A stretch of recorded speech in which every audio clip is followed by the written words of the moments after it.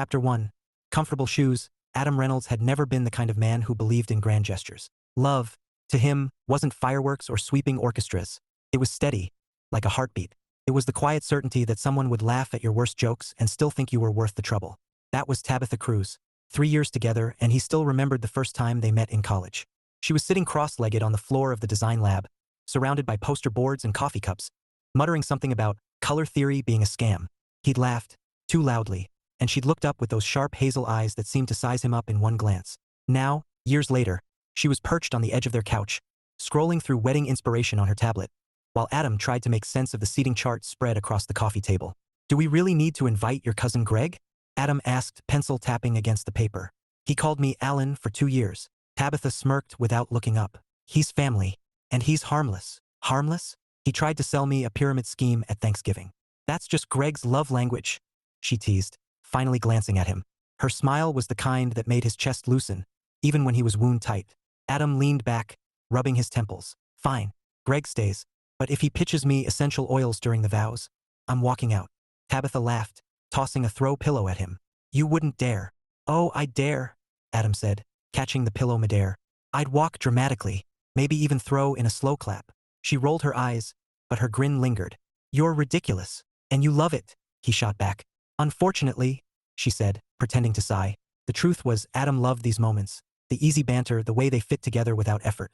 Like a pair of shoes that didn't pinch, didn't rub, just made you want to get up and dance. He reached for his coffee mug, only to find it empty. "You drank my coffee again." Tabitha blinked innocently. "Did I?" "Yes, you did. And you left me the decaf." "Decaf is good for your blood pressure," she said, standing and stretching. "You're welcome." Adam groaned. "You're going to be the death of me." "Better me than Greg," she called over her shoulder as she disappeared into the kitchen. Adam smiled despite himself, staring at the ring on her finger. They couldn't come fast enough. A few minutes later, the front door swung open without warning. "Knock, knock." Chris Reynolds' voice boomed before his head even appeared. Adam didn't bother looking up. "You didn't knock," Adam said flatly. "Details," Chris replied, striding in like he owned the place. His leather jacket creaked as he flopped onto the armchair. "So, how's the happy couple?" "Still nauseatingly in love." Tabitha returned with a fresh mug of coffee. Adam's coffee, he noted bitterly, and grinned. "We're doing great, Chris. How's single life treating you?" "Fantastic," Chris said, propping his boots on the coffee table. No seating charts, no floral arrangements, no existential crises over napkin colors. Adam shot him a look. "Feet down." Chris ignored him. "So, big days in May, huh? You ready for the ultimate Reynolds wedding extravaganza?" Adam snorted. "It's not an extravaganza. It's a wedding." "Same thing," Chris said, eyes gleaming with mischief. "You know, weddings are the perfect time for surprises." Adam narrowed his eyes. "What kind of surprises?" Chris grinned like a man who'd just thought of something dangerous. "Oh, you'll see." Tabitha laughed, shaking her head. "Ignore him. He's just jealous." "Jealous? Please." Chris leaned back, smug. "I'm just saying life's too short to be boring." Adam didn't reply, but something about the way Chris said it made a tiny knot form in his stomach. He brushed it off. Chris was always like this, loud, unpredictable, and allergic to boundaries. Still, as Adam watched his brother wink at Tabitha, he couldn't shake the feeling that May might not be as simple as he hoped. Chapter 2. Enter Chris. Chris Reynolds had a philosophy. Life was too short to be taken seriously. If you weren't laughing, you were doing it wrong. And if someone else wasn't laughing, well, that was just an opportunity waiting to happen. The Reynolds family Christmas was in full swing. Ugly sweaters, questionable eggnog, and the annual debate over whether Die Hard was a Christmas movie. Chris was firmly in the yes camp, mostly because it annoyed Adam. Chris lounged on the couch, one arm draped over the backrest, watching his younger brother fuss over Tabitha's scarf like it was a national security issue. Adam was always like that, careful, precise, the kind of guy who color-coded his sock drawer. Chris loved him, sure, but he also loved poking holes in that perfect bubble Adam lived in. "So," Chris said, voice cutting through the chatter. "Big wedding in May, huh?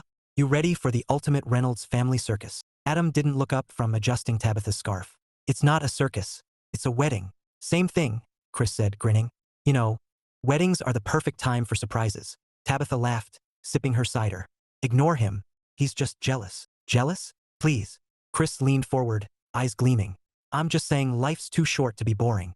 Adam shot him a look. "What kind of surprises?" Chris shrugged, feigning innocence. "Oh, you'll see." Later that night, when the crowd had thinned and the living room smelled faintly of cinnamon and chaos, Chris cornered Tabitha near the kitchen island. She was stacking leftover cookies into a tin, humming softly. "Hey!" Chris said, lowering his voice. I've got an idea. Tabitha raised an eyebrow. That sounds dangerous. Relax, Chris said, flashing his most charming grin. It's harmless. Funny, even. Define funny, she said, narrowing her eyes. April Fool's Day, Chris said, leaning in like he was sharing state secrets. We make Adam think something's off, just for a day. A little prank before the wedding. Tabitha hesitated, cookie halfway to the tin. What kind of prank? Chris spread his hands. Nothing crazy, just little things. Weird behavior. Inside jokes he's not part of. Make him wonder what's going on. Tabitha frowned. You want to mess with his head? Not mess, Chris said quickly. Just nudge. He's so uptight, Tabby. This'll loosen him up. He'll laugh about it later. Tabitha bit her lip, torn between amusement and caution. Adam doesn't really do pranks. Exactly, Chris said, grinning wider. That's why it'll be hilarious. She shook her head, but she was smiling now. You're terrible. And you love it, Chris said, snagging a cookie. Come on. It'll be epic. Just a few breadcrumbs. He'll never see it coming. Tabitha sighed, laughing despite herself. Fine. But if this blows up, I'm blaming you. Chris winked. Deal.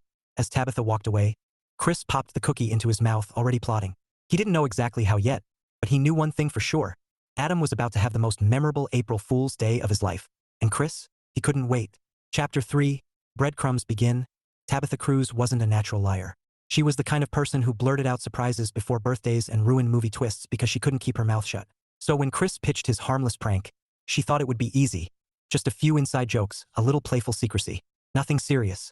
Turns out, pretending to be suspicious was harder than it looked. It started small. A text from Chris during dinner, her phone lighting up like a beacon. Adam glanced at it, then at her, curiosity flickering in his eyes.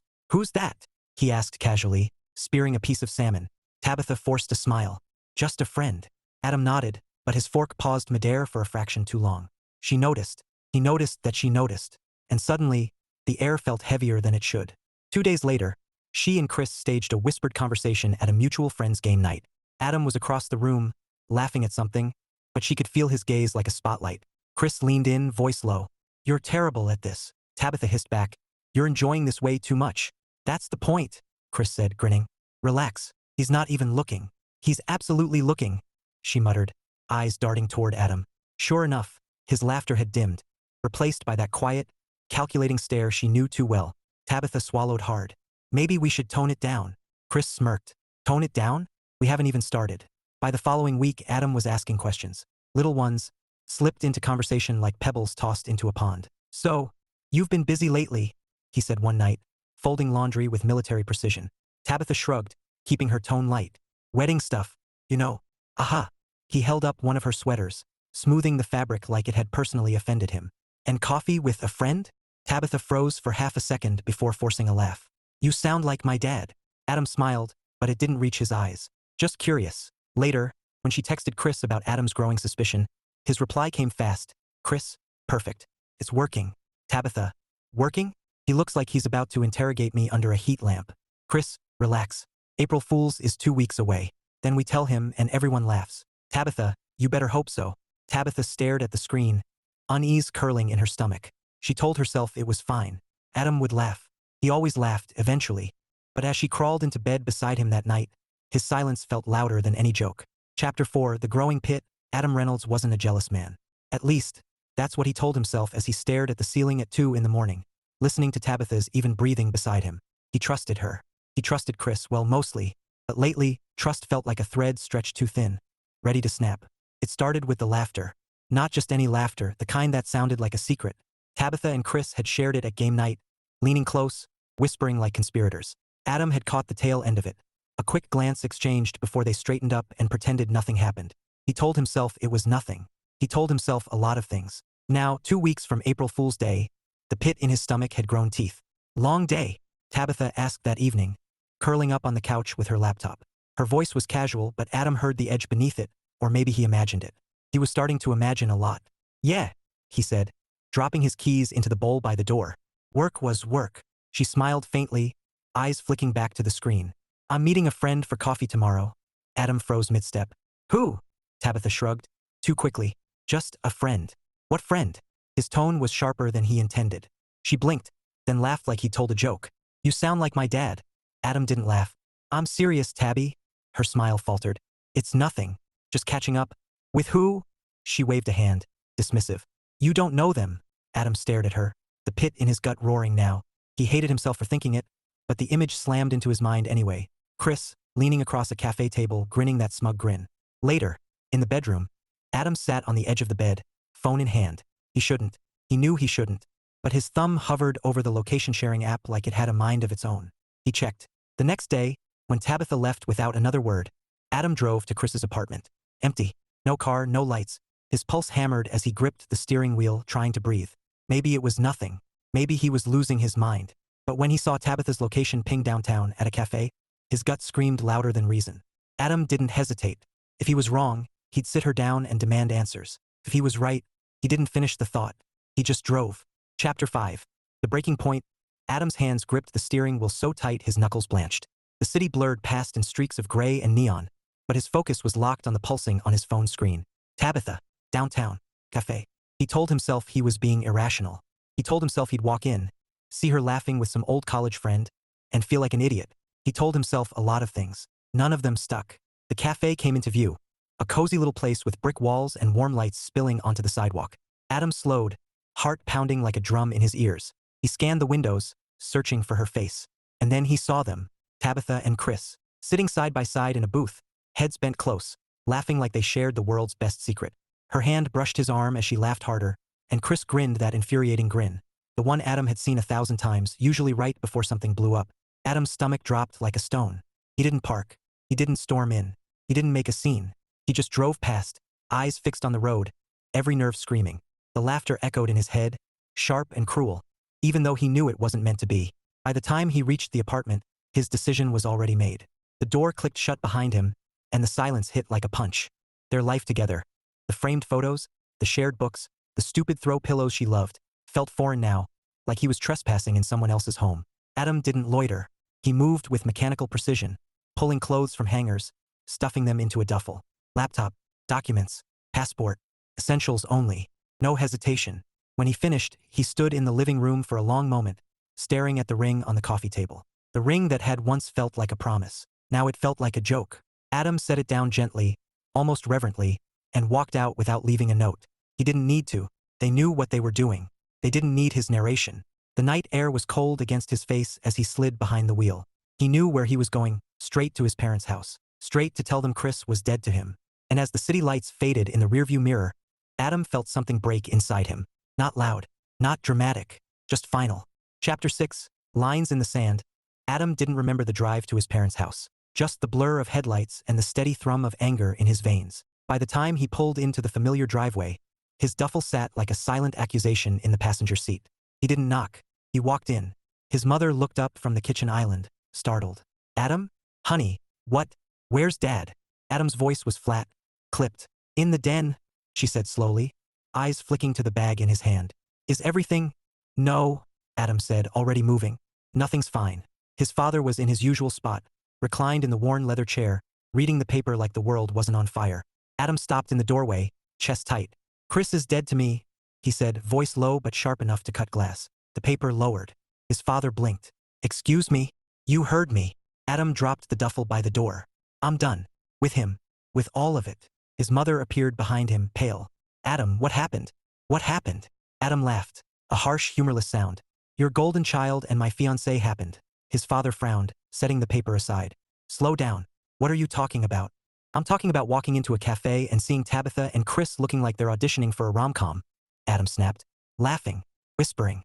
Acting like I don't exist. His mother's hand flew to her mouth. Oh my God.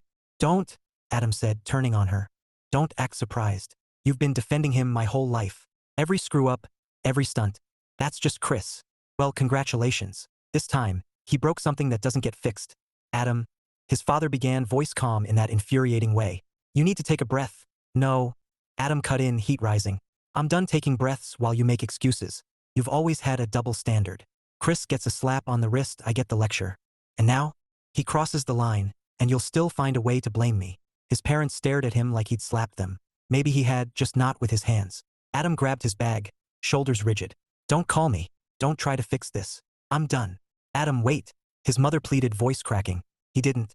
The door shut behind him with a finality that echoed in his bones. In the silence that followed, His parents stood frozen, the weight of his words settling like dust. For the first time, they wondered if he was right, if they'd spent years excusing Chris while holding Adam to a harsher standard.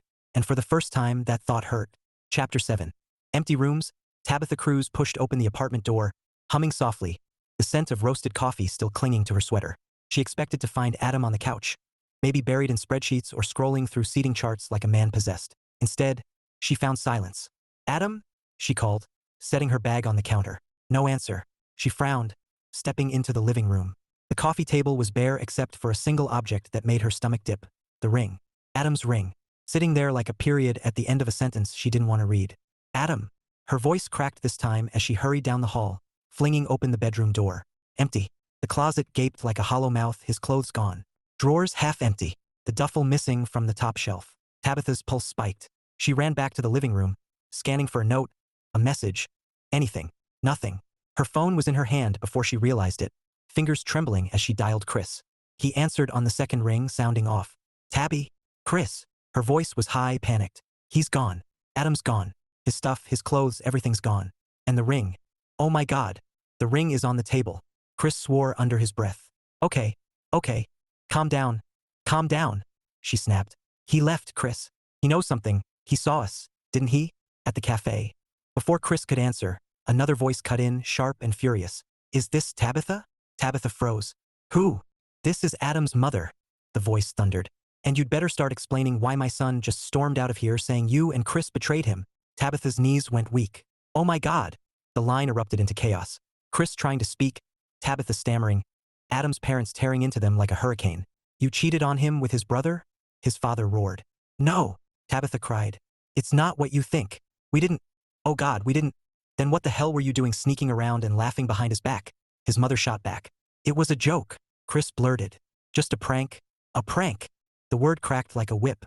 "You psychologically tortured him for laughs?" Tabitha pressed a hand to her forehead, heart pounding. "We can explain." "You'd better," his father said coldly.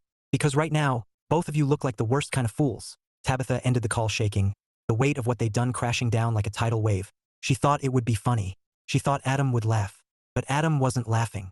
And for the first time, Tabitha wondered if he ever would again. Chapter 8. Cracks in the foundation. The Reynolds house was quiet, but not peaceful.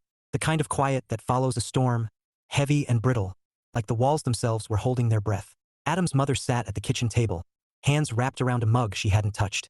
His father stood by the window, staring out at the bare trees, jaw tight. "He meant it," she whispered finally. "When he said Chris was dead to him, he meant it." Her husband didn't turn. "He was angry. He was broken," she corrected softly. "Did you see his face? I've never seen him like that." Silence stretched between them, thick with memories they didn't want to revisit. Times when Adam had been punished for things Chris laughed off. Times when they'd said, "That's just Chris," like it was a magic phrase that erased consequences. Her throat tightened. "Do you think we did this?" His father's shoulders stiffened. "Don't start." "I'm serious," she pressed, voice trembling. "Adam said we always defended Chris. And he's not wrong, is he? How many times did we excuse him? How many times did Adam pay the price?" Her husband turned then, eyes shadowed. "He's our son too." "I know," she said, tears stinging. "But maybe we made him feel like he wasn't." The phone on the counter buzzed, shattering the fragile quiet. Chris's name lit the screen. Her husband snatched it up, voice like steel. "What? Dad?" Chris started, but his father cut him off. "Do you have any idea what you've done?" Chris hesitated. "It was a joke. A joke." His father's voice cracked like a whip. "You humiliated your brother. You made him think his fiancée was cheating on him, with you. And you call that a joke?" Chris's voice faltered. "We didn't think." "No," his father said coldly. "You didn't." When he hung up, the silence returned, heavier than before. His mother stared at the mug in her hands, whispering words that felt like confession. "We raised them both," she said. "But somehow we made one feel like he mattered less." Her husband didn't argue, because for the first time he wondered if she was right. Chapter 9. Damage control. Chris Reynolds had been in tight spots before, like the time he accidentally set off the fire alarm during a dorm prank, or when he convinced half his office that the CEO was starting a TikTok dance channel. But this was a whole new level of disaster. Adam wasn't answering his calls. Tabitha sounded like she was about to hyperventilate. And their parents had gone full scorched earth. Chris paced his apartment, phone pressed to his ear as he barked orders into the group chat. "Everyone get over here. Now, bring the notes, bring the screenshots, bring everything." 30 minutes later, his living room looked like a crime scene, if crime scenes involved pizza boxes and a whiteboard labeled Operation April Fools. Tabitha sat on the couch, pale and silent, while their friends hovered awkwardly, clutching printouts and half-empty coffee cups. Chris clapped his hands, trying to inject energy into the room. Okay, people. We need to prove this was a prank. Not an affair. A prank. Got it. One friend, Maya, raised a hand timidly. How do you prove something wasn't real?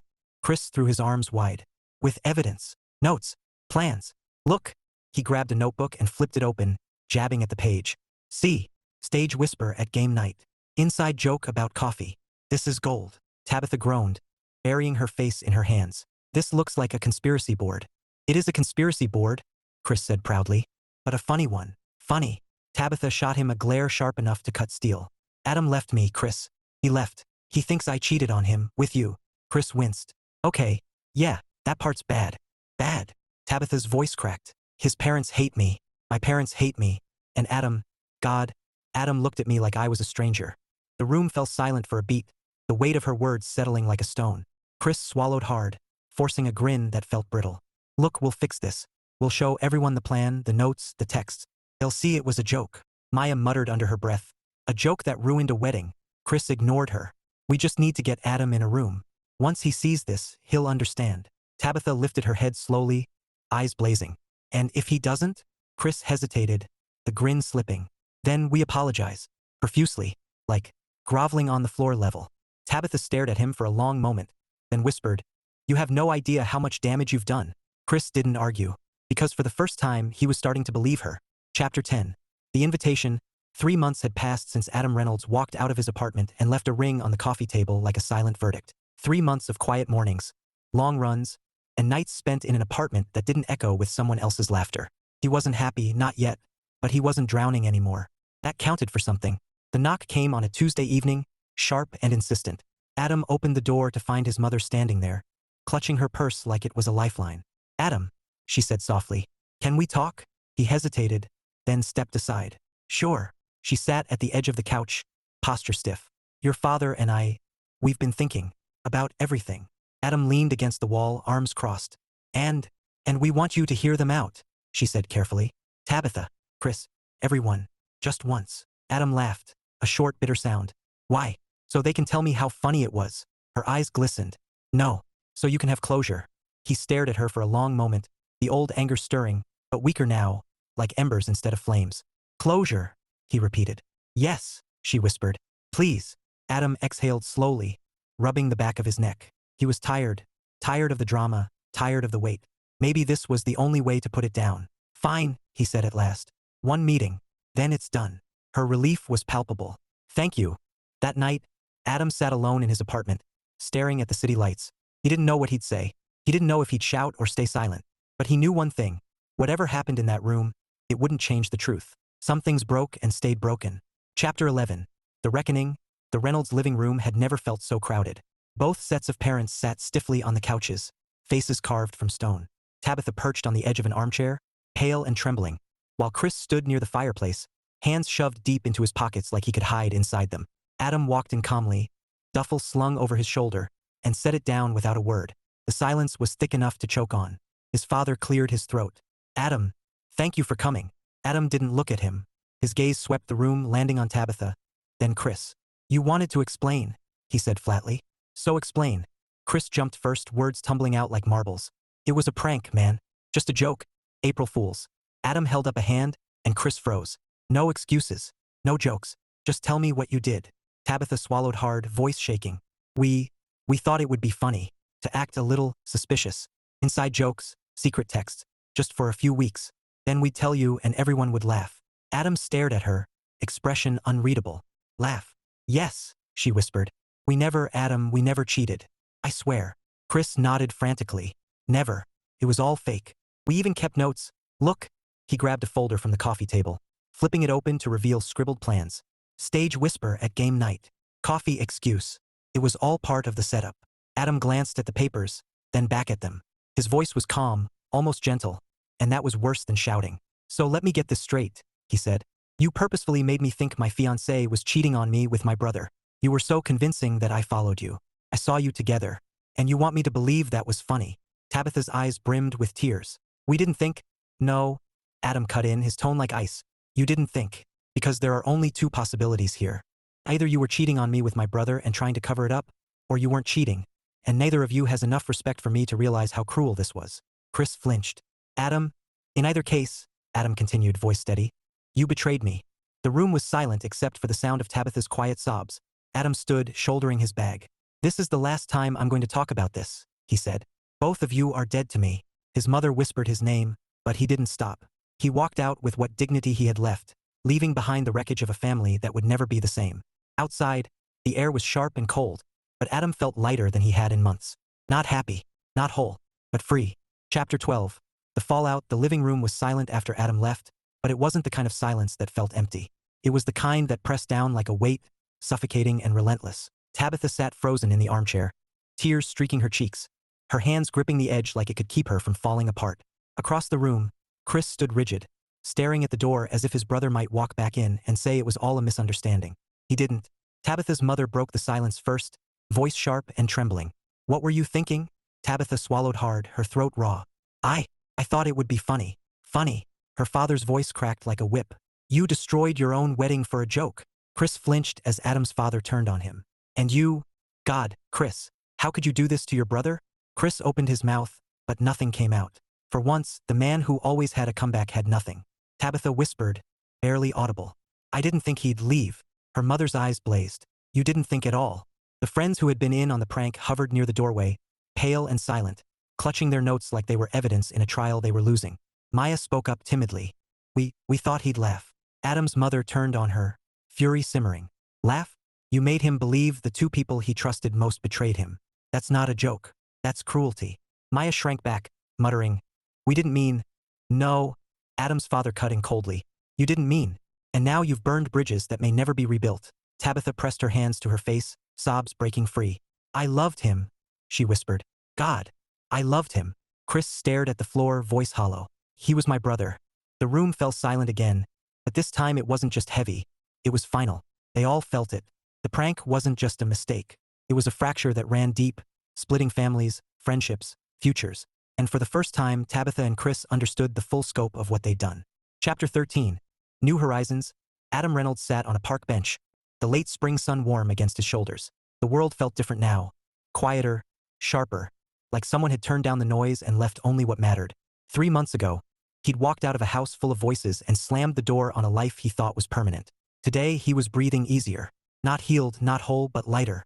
His phone buzzed with a message from his mother. Thinking of you. Hope you're okay. He stared at it for a moment, then typed back. I'm getting there. It wasn't a lie. It wasn't the whole truth either. But it was enough. A jogger passed, laughing into the wind. Across the park, a couple shared a coffee, heads bent close, and for the first time in months, the sight didn't sting. It didn't feel like betrayal. It just felt normal. Adam leaned back, watching the clouds drift lazily overhead. He thought about trust, how fragile it was, how easily it shattered. He thought about love, how it wasn't about comfort or convenience, but about respect. About knowing someone would never make you question your worth. Tabitha and Chris had taught him that lesson the hard way. But he wasn't bitter anymore. Not really. Because endings weren't just endings. They were beginnings in disguise. His phone buzzed again. This time a message from an old college friend he hadn't spoken to in years. Hey, saw your name pop up on LinkedIn. Wanna grab coffee sometime? Adam smiled faintly, fingers hovering over the keyboard before typing back. Sure. When? As he slipped the phone into his pocket, Adam stood, stretching against the golden light. The future wasn't a promise, it never had been.